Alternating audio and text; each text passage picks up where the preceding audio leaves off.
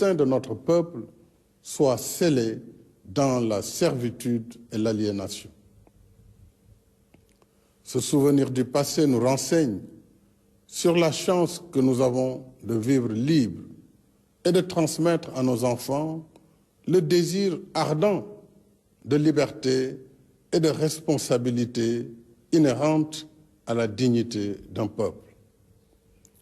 La fête de l'indépendance est aussi un exercice mémoriel en souvenir des sacrifices immenses de nos anciens combattants pour la défense du monde libre. Je vous salue avec respect et affection, chers anciens combattants. Le souvenir de vos sacrifices restera toujours gravé dans notre mémoire collective. Demain, notre jeunesse et nos armées, forces vitales de la nation, seront aussi à l'honneur. À vous, officiers, sous-officiers et militaires du rang, je renouvelle ma confiance et mon soutien.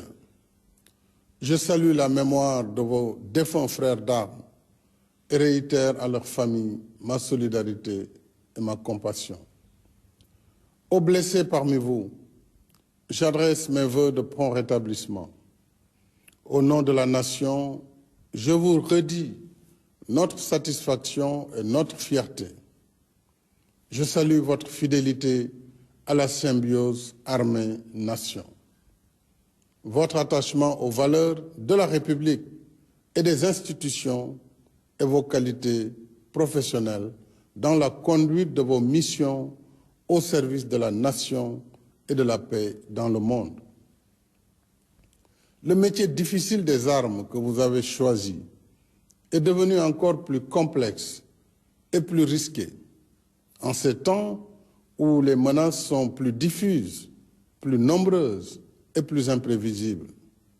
C'est pourquoi, face à la montée des périls, nous poursuivons la sécurisation du territoire national avec l'implantation de nouvelles unités jusque dans les zones les plus excentrées afin de mieux affirmer la souveraineté de l'État et assurer la sécurisation des personnes et des biens.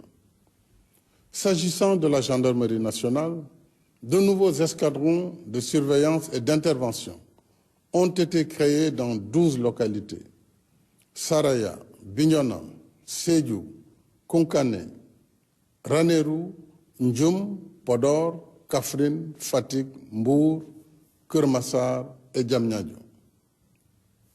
Quant à la police nationale, elle s'est dotée de 10 nouveaux commissariats aux Parcelles Assainies, unité 15, Golfe Sud, Diamaguène Sicap Mbao, Rufisque Est, Yeumbeul Comico, Zac Mbao, Thiaroye, Linguère, Nioro du Rip, Koungheul et prochainement à Keur Massar.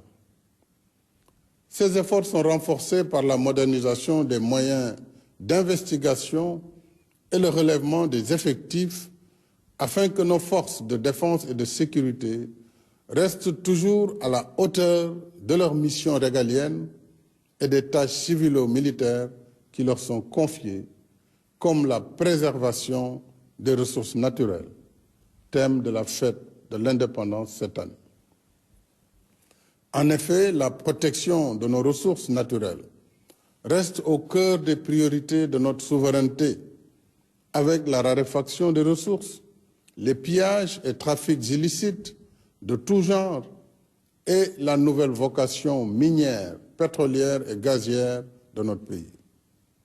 C'est pourquoi je tiens à la poursuite des plans d'équipement de nos forces de défense et de sécurité pour qu'en tout temps et en tout lieu, elles gardent l'ascendant et soient prêtes à la riposte.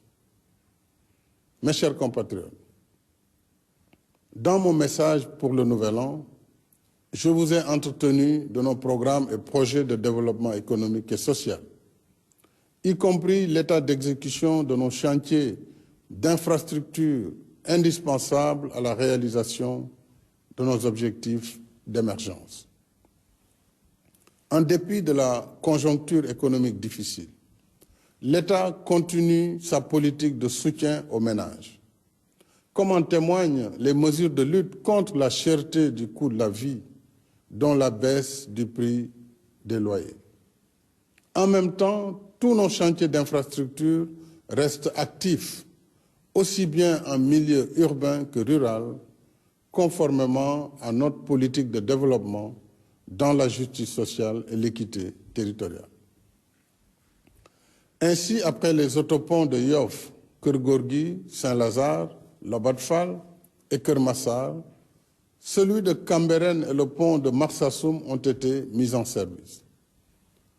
Dans la même dynamique, je suis heureux d'annoncer que l'exploitation commerciale du BRT débutera dans le courant du deuxième semestre de cette année, avec un parc de 158 bus spéciaux, 100% électriques, qui seront alimentés par voie solaire. C'est une première mondiale. Les premiers bus seront livrés en mai. Le BRT permettra de transporter plus de 300 000 passagers par jour, sans pollution, avec Internet à bord et dans les meilleures conditions de confort et de régularité, comme le TER. Il réduira de 90 à 45 minutes le temps de transit entre Guédiawaye et Dakar et mettra au travail 1000 jeunes dont le recrutement est en cours. Mes chers compatriotes, demain,